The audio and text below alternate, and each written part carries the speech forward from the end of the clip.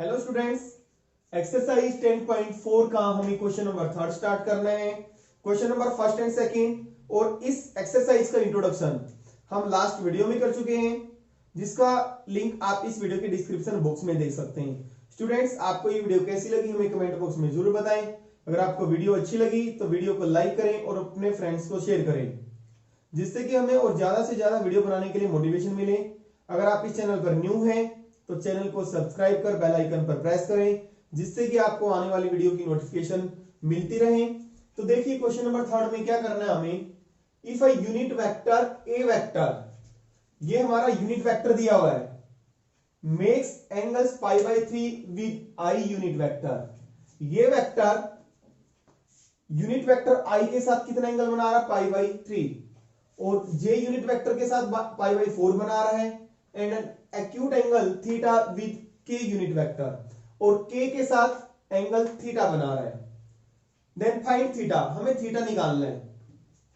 And hence the components of A vector, और ए जो unit vector है उसके हमें कंपोनेंट्स निकालने हैं। ए हमारा यहां पे क्या है, यूनिट वेक्टर। आपको पता है यूनिट वेक्टर किसके इक्वल होता है, वी नो यूनिट वेक्टर जो होता है हमारा, यूनिट वेक्टर के जो कंपोनेंट्स होते हैं वो हमारे डायरेक्शन कोसाइंस होते हैं। यानी कि यूनिट वेक्टर किसके इक्वल होता है, Li plus mj plus nk। और किसी भी वेक्टर के जो कंपोनेंट्स होते हैं वो डायरेक्शन रेशो होते हैं। यहाँ पे यूनिट वेक्टर है, यूनिट वेक्टर के कंपोनेंट्स क्या होते हैं, डायरेक्शन कोसाइंस। और यहाँ पे यूनिट वेक्टर क्या है, ए वेक्टर। एल का मतलब आपको पता है कॉस अल्फा, और एम का मतलब कॉस बीटा, और एन का मतलब कॉस गामा। यानी कि यूनिट वेक्टर हमारा इसके इक्वल आ गया। अल्फा आपको पता है, पहले आप कर चुके हैं। अल्फा क्या होता है, वेक्टर के द्वारा बनाया गया पॉजिटिव एक्स एक्सिस के साथ एंगल, और beta angle with Y axis, और गामा विद जेड एक्सिस। तो यहां पे जो विद आई यूनिट वेक्टर किसके अलोंग होता है, एक्स एक्सिस के अलोंग। इसका मतलब ये जो हमारा अल्फा है π/3 गिवन है, बीटा है π/4, और गामा है हमारा थीटा। तो this implies A unit vector is equal to cos with X axis. I unit vector X axis के अलोंग होता है π/3, π/4 और cos थीटा। तो दिस इंप्लाइज ये हो गया cos 60 की वैल्यू 1/2, π/4 की value 1/√2 cos theta.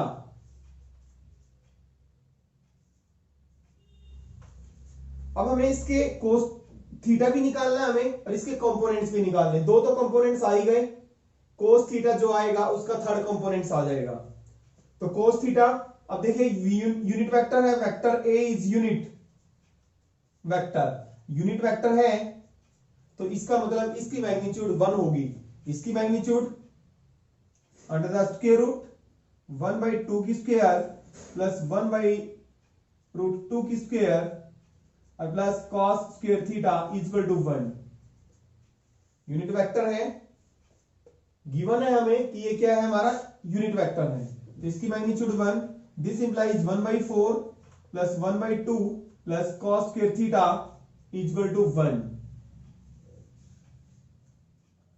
This implies cos square theta is equal to 1 minus 1/4 minus 1/2। This implies cos square theta, 1 में से 1/4 माइनस करेंगे, फिर 1/2 माइनस करेंगे, तो 1 में से 1 माइनस 1/2 माइनस किया 1/2, 1/2 में से 1/4 माइनस होगा तो 1/4 बच जाएगा हमारे पास। तो this implies cos theta is equal two plus minus 1/2। Theta हमारा एक्यूट एंगल है, तो माइनस का साइन नहीं लेंगे, तो सिर्फ क्या लेंगे, प्लस का साइन लेंगे। cos theta is equal to 1/2 किसकी वैल्यू होती है, π/3 की 60 की होती है। तो दिस इंप्लाइज थीटा हमारा कितना आ गया, π/3। थीटा निकालना था हमें, और ए के कंपोनेंट्स निकालने हैं। cos थीटा कितना आ गया हमारा 1/2। This implies components of a unit vector are, A की कंपोनेंट्स ये था हमारा ये वेक्टर, 1/2 1/√2 एंड cos थीटा कितना है 1/2। ये कंपोनेंट्स आ गए हमारे वेक्टर ए के। Question number 4, show that vector a minus B vector cross product with vector a plus b is equal to 2 into cross product of a and b। देखिए left hand side क्या है हमारी, a minus B cross product with a plus B. पहले a का a के साथ cross लेंगे, जैसे सिंपली मल्टीप्लाई करते हैं, फिर a को b के साथ, a का a के साथ प्लस a क्रॉस b, फिर b का a के साथ और b का b के साथ माइनस b इंटू a, यानी कि b क्रॉस a, फिर minus minus plus minus b का b के साथ क्रॉस। आपने किया था किसी भी वेक्टर का खुद के साथ अगर हम क्रॉस प्रोडक्ट लेते हैं तो जीरो वेक्टर आता है। Zero vector a cross b और माइनस b क्रॉस a किसकी इक्वल होता है, a क्रॉस b के, और ये zero vector. Since a cross a और b क्रॉस b ये जीरो वेक्टर होते हैं, और a क्रॉस b किसकी इक्वल होता है, माइनस b क्रॉस a की।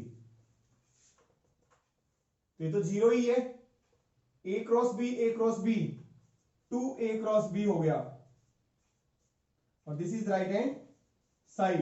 Question number 5, find lambda and mu. Lambda और म्यू की वैल्यू निकालनी है।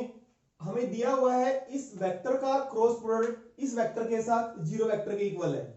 देखिए गिवन क्या हमें 2i प्लस 6j प्लस 27 के, इसका क्रॉस किसके साथ, i plus lambda j plus mu के साथ जीरो वेक्टर। और क्रॉस प्रोडक्ट आप कैसे निकालते हैं, डिटरमिनेंट ऑफ, क्या लिखते हैं i j k, फिर इनके स्केलर कंपोनेंट्स लिखते हैं आप 2 6 27, यहां पे लिखेंगे 1 लैम्डा और mu, this is equal to zero vector. Expanding along r1 i 6 mu minus 27 lambda minus j, second column को हाइड कर लेंगे और फर्स्ट रो को, तो 2 mu minus 27 plus k, third column और फर्स्ट रो को जैसे हम डिटरमिनेंट निकालते हैं, तो ये आ गया हमारे पास 2 लैम्डा और minus 6 equal to zero vector. तो this implies i 6 mu minus 27 lambda minus j 2 mu minus 27 plus k 2 lambda minus 6 equal to zero vector को लिख सकते हैं हम 0i plus 0k plus 0k, zero vector है। Comparing both sides, दोनों तरफ, यहां पे i का कोफिशिएंट ये है और यहां पे i का कोफिशिएंट 0 है, तो this implies 6 mu minus 27 lambda equal to 0, but इसको हमें जीरो करने की जरूरत नहीं है, इसको जीरो रख देते हैं हम 2 म्यू 27, इसमें यहां पे j का कोफिशिएंट 0 है, यहां पे j का coefficient 2 mu minus 27 equal to 0, and k का कोफिशिएंट 2 लैम्डा माइनस 6 है, यहां पे क्या है 0, तो ये हो गया 2 लैम्डा माइनस 6 इक्वल टू 0। इन्हीं से हमारी म्यू और लैम्डा की वैल्यू आ जाएगी, इसको जीरो रखने की जरूरत नहीं है, तो this implies mu equal to 27/2 और this implies lambda equal to 6/2, तो लैम्डा कितना आ गया हमारा 3। Question number 6, given that a dot b equal to 0, दो वेक्टर का डॉट प्रोडक्ट 0 दिया हुआ है and a cross b equal to 0 vector, और इन्हीं वेक्टर्स का क्रॉस प्रोडक्ट 0 वेक्टर है। What can you conclude about the vectors a and b, a और b वेक्टर्स हमारे किस टाइप के होंगे। देखिए a डॉट b 0 है, ए डॉट बी की डेफिनेशन क्या होती है, magnitude A magnitude of vector B into cos theta is equal to 0। It means यही होता है। इसका मतलब या तो वेक्टर ए की मैग्नीट्यूड 0 होगा, या ये 0 होगा, या ये 0 होगा। वेक्टर ए की मैग्नीट्यूड का मतलब का 0 का मतलब है कि वेक्टर खुद 0 होगा। किसी भी वेक्टर की मैग्नीट्यूड देखिए, vector A is 0 it means 0 vector, या वेक्टर बी की मैग्नीट्यूड 0, या cos theta is equal to 0। तो ये 0 होगा, या ये 0, या ये 0। किसी भी वेक्टर की मैग्नीट्यूड 0 कब होती है, जब वेक्टर खुद क्या हो, 0 वेक्टर। तो this implies vector A is 0 vector, या वेक्टर बी इज 0 वेक्टर, या और cos थीटा 0 कब होता है, थीटा 90 पे होता है। यानी कि थीटा 90 होगा तो दोनों वेक्टर्स क्या होंगे, परपेंडिकुलर होंगे। आपको पता है ए डॉट बी 0 कब होता है, जब ए और बी क्या हो, परपेंडिकुलर। सेकेंड है हमारा A cross B is 0 vector. इसका मतलब magnitude A magnitude B sine theta into n cap is equal to 0 vector. It mean similarly vector A की मैग्नीट्यूड 0 होगी, या ये 0 होगी, या ये 0, या ये 0। बट वेक्टर ए की अगर मैग्नीट्यूड 0 होगी तो इसका मतलब वेक्टर ए क्या होगा, खुद 0 वेक्टर होगा। वेक्टर बी की मैग्नीट्यूड 0 होगी, किसी भी वेक्टर की मैग्नीट्यूड, इसका मतलब वेक्टर खुद 0 वेक्टर होगा। और एन यूनिट वेक्टर 0 वेक्टर नहीं हो सकता, ये तो 0 वेक्टर नहीं हो सकता। साइन थीटा 0 होगा। साइन थीटा 0 कब होता है भाई, जब थीटा या तो 0 डिग्री हो या 180 डिग्री। यानी कि वेक्टर्स हमारे क्या हो, थीटा अगर 0 होगा तो वेक्टर्स पैरेलल होंगे, 180 होगा तब भी पैरेलल होंगे। आपने किया भी था, ए क्रॉस बी 0 कब होता है, जब हमारे वेक्टर्स पैरेलल होते हैं, या vector A is parallel to vector B. देखिए अगर ए डॉट बी 0 होगा तो हमें ये मिलेगा, यानी कि वेक्टर ए 0 होगा या बी 0 होगा, ये परपेंडिकुलर होंगे। ए क्रॉस बी 0 कब होता है वेक्टर, या तो वेक्टर खुद 0 ए 0 हो, या बी 0 हो, या वेक्टर्स पैरेलल हो। दोनों इक्वेशन से हमें क्या मिलता है, फ्रॉम 1 एंड 2 वी गेट 1 और 2 से हमें क्या मिलेगा, देखिए वेक्टर ए 0 वेक्टर है या बी 0 वेक्टर है, इसमें भी ए और बी 0 वेक्टर है। वेक्टर ए इज 0 वेक्टर और vector B is 0 vector. Perpendicular और पैरेलल दोनों एक साथ नहीं हो सकता। तो ए और बी के बारे में क्या है कि ए और बी या तो ए वेक्टर 0 वेक्टर होगा या बी 0 वेक्टर होगा। Since vector A perpendicular to B and vector A is parallel to B is not possible. दोनों पैरेलल और परपेंडिकुलर एक साथ नहीं हो सकते। Question number 7, let the vectors A B and C given as. A vector दिया हुआ हमें a1i plus a2j plus a3k, और b इसके इक्वल दिया हुआ है, और c वेक्टर दिया हुआ हमारे पास c1i plus c2j plus c3k। तीन वेक्टर्स दिए हुए a b c। Then show that, हमें ये शो करना है a cross b plus c is equal to a का b के साथ क्रॉस और प्लस a का c के साथ क्रॉस। देखिए पहले हम लेफ्ट हैंड साइड को निकालते हैं, इसके लिए हमें b प्लस सी निकालना पड़ेगा, फिर हम a के साथ क्रॉस लेंगे b प्लस सी। b हमारा ये है और c हमारा ये है और a वेक्टर हमारा ये है, ठीक है। b में c को ऐड करेंगे तो ये हो जाएगा b1 plus c1 i unit vector plus b2 plus c2j b3 plus c3 के unit vector. Left hand side हमारी क्या है कि ए वेक्टर का cross product B plus C के साथ, दिस इज इक्वल टू आई जे के लिखेंगे आप, ए के कंपोनेंट्स a1 a2 a3 और b प्लस सी के b1। लेफ्ट हैंड साइड यहां पे लिख देते हैं, लेफ्ट हैंड साइड क्या है हमारी, a का cross product B plus C के साथ, और this is equal to B1 plus C1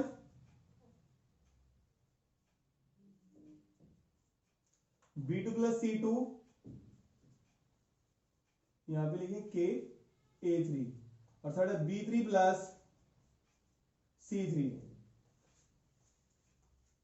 this is equal to I, multiply करेंगे इसके साथ A2 को उसके साथ मल्टीप्लाई करेंगे तो ये हो गया हमारा A2B3 प्लस A2C3 माइनस करेंगे, किसको माइनस करेंगे, देखिए A3 into B2 plus C2 को, A3 को इसके साथ मल्टीप्लाई करके तो क्या हो जाएगा A3B2, और माइनस हो जाएगा A3C2 माइनस जे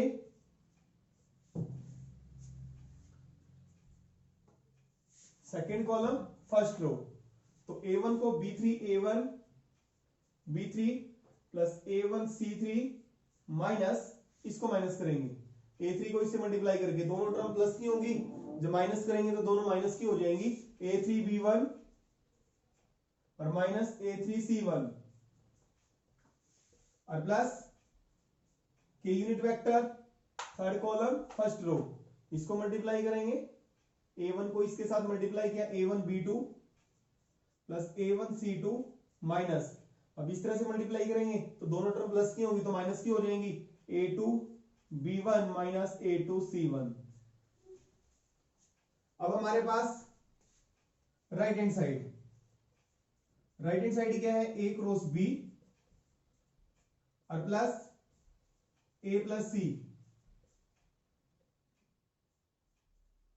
A का B के साथ cross I J K A1 A2 A3 B1 B2 B3 और plus A1 I J K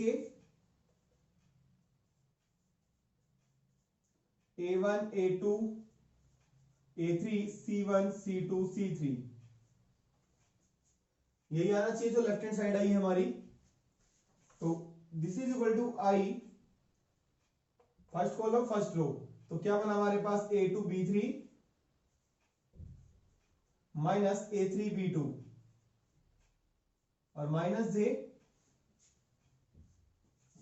A1B3 minus A3B1 और प्लस के A1 को ढंग से लिख देता हूं A1, तो के हमारे पास क्या आ गया, के को A1B2 और प्लस A2B1, सॉरी प्लस नहीं आएगा माइनस आएगा, माइनस करेंगे ना, A1B2 माइनस A2B1, इसका तो आ गया हमारे पास क्रॉस प्रोडक्ट। अब A plus sorry A cross C है ना, यहाँ पे A क्रॉस C का लेंगे हम क्रॉस प्रोडक्ट, फिर दोनों को ऐड करने, ये आ गया हमारे पास A का B के साथ क्रॉस प्रोडक्ट और प्लस अब A का C के साथ, तो A का C के साथ A2C3 A2C3 minus A3C2 I unit vector और माइनस जे A1C3 माइनस A3C1 और प्लस के यूनिट वेक्टर के A1C2 minus A2C1।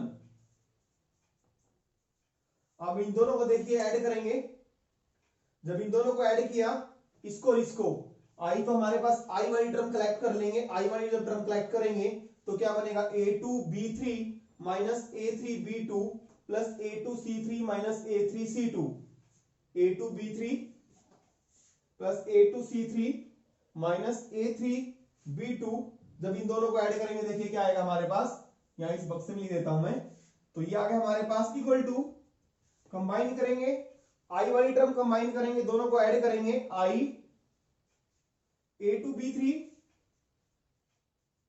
Minus A3B2 plus A2C3 minus A3C2। देखिए वही आ गया जो लेफ्ट हैंड साइड में I के साथ नंबर मल्टीप्लाई है, A2B3 minus A3B2 plus A2C3 minus A3C2।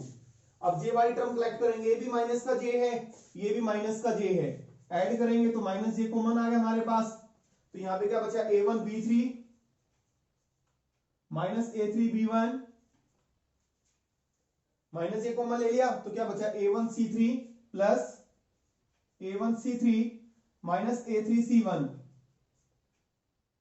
अब के की टर्म, के हमने कॉमन लिया, के यूनिट वेक्टर, तो क्या बचा A1B2 माइनस A2B1 और plus A1C2 minus A2C1।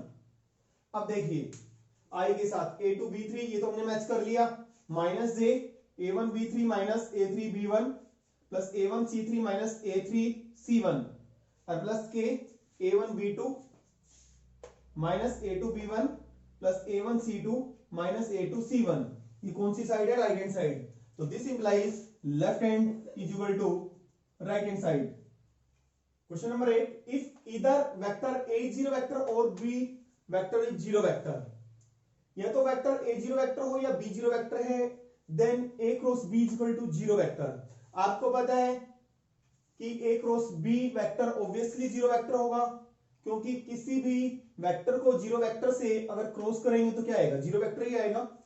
Is the converse true, क्या कन्वर्स ट्रू है, यानी कि A क्रॉस B अगर जीरो है तो क्या A जीरो या B जीरो होगा वेक्टर। Justify your answer.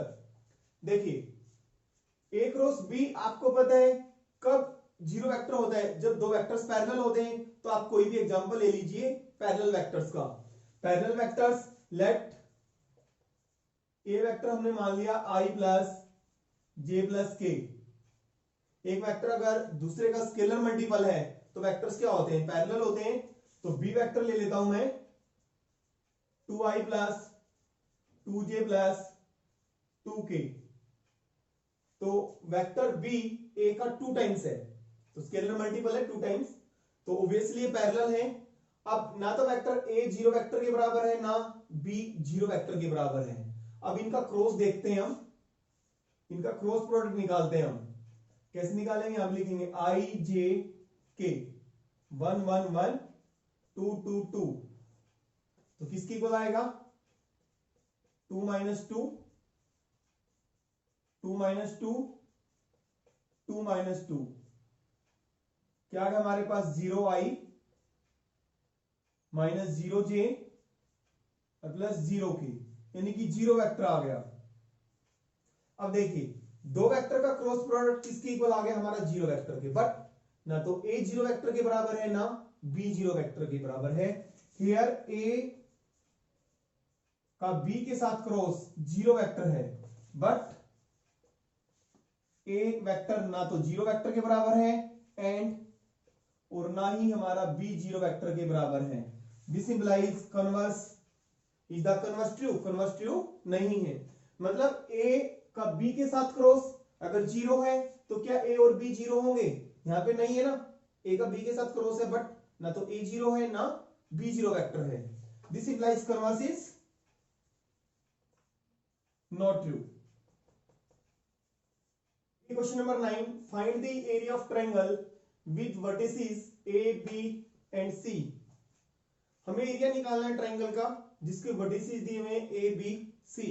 हमने इंट्रोडक्शन में किया था कि किसी भी ट्रायंगल का एरिया कैसे निकालते हैं, 1/2 magnitude of cross product of A and B।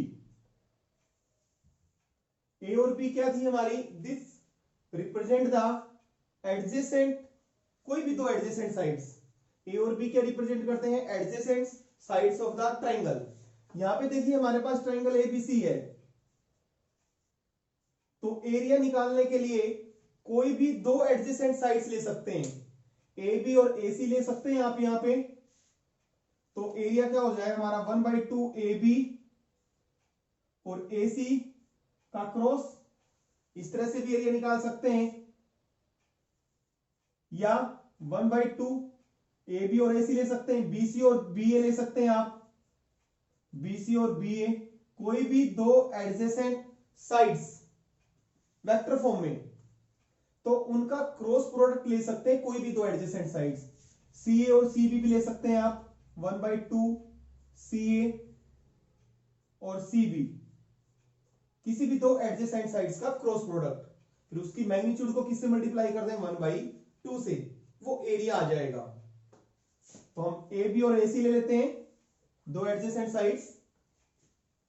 AB vector हमें चाहिएगा, AB वेक्टर कैसे निकालेंगे, x2 - x1 y2 - y1 plus z2 - z1, x2 - x1 plus y2 - y1 plus z2 - z1। तो ये हो गया हमारे पास AB वेक्टर आ गया हमारे पास I plus 2j plus 3k, और AC vector x2 - x1 0i plus y2 - y1 और z2 - z1। अब इनका क्रॉस प्रोडक्ट निकालना पड़ेगा AB और AC का, तो कैसे निकालेंगे, I लिखेंगे, J लिखेंगे, K लिखेंगे, और इसके scalar components 1 2 3 0 4 3। This is equal to I 6 minus 4 3 are 12, 3 minus 0 plus K 4 minus 0, तो ये हो गया हमारे पास -6I minus 3J plus 4K। Area triangle ABC 1/2, this is the magnitude of cross product of any two sides in vector form, AB और AC 1/2, और इसकी magnitude लेंगे, -6 का स्क्वायर 36, -3 का स्क्वायर 9 और 4 का स्क्वायर 16, तो this implies area triangle ABC is equal to 16 9 25, 25 में 36 जोड़ेंगे 61, 1/2 इंटू √61 square units. Question number 10, find the area of parallelogram whose adjacent sides are determined by the vectors A and B। Area निकालना parallelogram का, introduction में हमने किया था area parallelogram का हम कैसे निकालते हैं। एरिया पैरेललोग्राम,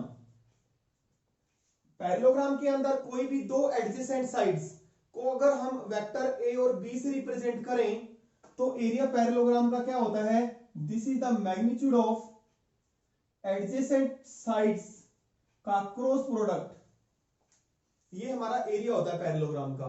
यहां पे एडजेसेंट साइड्स किन वेक्टर के द्वारा रिप्रेजेंट करी गई है, ए और बी के द्वारा, तो ए और बी का हमने क्या निकालना पड़ेगा, क्रॉस प्रोडक्ट निकालना पड़ेगा, फिर उसकी मैग्नीट्यूड निकाल देंगे तो एरिया आ जाएगा पैरेललोग्राम का ए क्रॉस बी,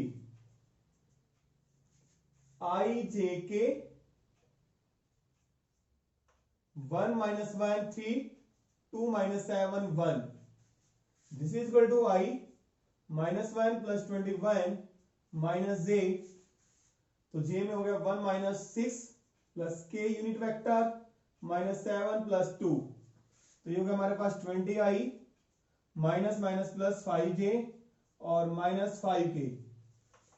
तो एरिया पैरेललोग्राम किसके इक्वल होता है, magnitude of A cross B, तो इसकी मैग्नीट्यूड लेनी है भाई, 20 का स्क्वायर 400 प्लस 25 माइनस 5 का square 25 under the square root, तो 25 25 50 450, स्क्वायर रूट निकालेंगे 450 का, 3 से 150 पे, 3 पे 50, 5 पे 10, 5 पे 10, तो एक 3 × 5 15, यानी कि 3 × 5 मल्टीप्लाई √2, तो 15 √2 स्क्वायर यूनिट्स, ये आ गया हमारा area. Question number 11, let the vectors A and B B such that, दो वेक्टर्स दिए हुए हैं A and B, vector A की मैग्नीट्यूड 3 है और B की magnitude √2/3, then A cross B is a unit vector, A का B के साथ क्रॉस यूनिट वेक्टर होगा यदि A और B के बीच में एंगल, आपने बताना है A और B के बीच में एंगल क्या होना चाहिए अगर A cross B unit vector है। देखिए ए क्रॉस बी यूनिट वेक्टर है, तो इसका मतलब इसकी मैग्नीट्यूड कितनी होगी 1। और ए क्रॉस बी आपको पता है क्या होता है भाई, A cross B magnitude A magnitude B into sine theta n unit vector. और इसकी मैग्नीट्यूड लेंगे तो क्या हो जाएगा, magnitude of A magnitude of B sine theta की मैग्नीट्यूड यानी कि पॉजिटिव वैल्यू एक्यूट एंगल, और एन कैप यूनिट वेक्टर की मैग्नीट्यूड 1 होती है, तो 1 इज इक्वल टू 1। तो ए की मैग्नीट्यूड हमें कितनी दी हुई है 3, और बी की √2/3, और sine theta is equal to 1। 3 से 3 कैंसिल, और साइन थीटा किसके इक्वल हो गया 1/√2। थीटा ऑब्वियसली चारों एंगल्स हमारे क्या दिए हुए हैं, एक्यूट दिए हुए हैं। किसकी वैल्यू होती है 45 की होती है, थीटा इज इक्वल टू 45, यानी कि दोनों वेक्टर्स के बीच में एंगल क्या होना चाहिए 45। Part B is correct. देखिए question number 12, area of rectangle having vertices A B C and D with position vectors. Area rectangle का जिसके vertices A B C D हैं, ए का पोजीशन वेक्टर दे रखा है, ये बी का पोजीशन वेक्टर है, ये सी का, ये डी का, रिस्पेक्टिवली इज। एरिया बताना रेक्टेंगल का इन चार ऑप्शन में से कौन सा होगा। एमसीक्यू टाइप क्वेश्चन है। आपको पता है रेक्टेंगल भी एक पैरेललोग्राम होती है, जो हमने फॉर्मूला पैरेललोग्राम में लगाया था एरिया निकालने का, वही हम यहां पे भी अप्लाई कर सकते हैं। ये सपोज हमारे पास रेक्टेंगल है ए बी सी डी, तो पैरेललोग्राम का एरिया कैसे निकालते थे, कोई भी दो एडजेसेंट साइड्स, कोई भी दो ए बी ए डी या बी सी ए बी, कोई भी दो adjacent side suppose A B और ए डी, तो ए बी वेक्टर बन गया A D vector, A B vector और ए डी वेक्टर, इन दोनों के क्रॉस प्रोडक्ट की मैग्नीट्यूड क्या होती है, एरिया होता है पैरेललोग्राम। आप बी ए और बी सी भी ले सकते हैं, आप एडजेसेंट साइड्स कोई भी ले सकते हैं। एक तो हमारे पास ये तरीका है कि पैरेललोग्राम वाला फॉर्मूला लगा दें हम, वही हमारा रेक्टेंगल का एरिया आ जाएगा।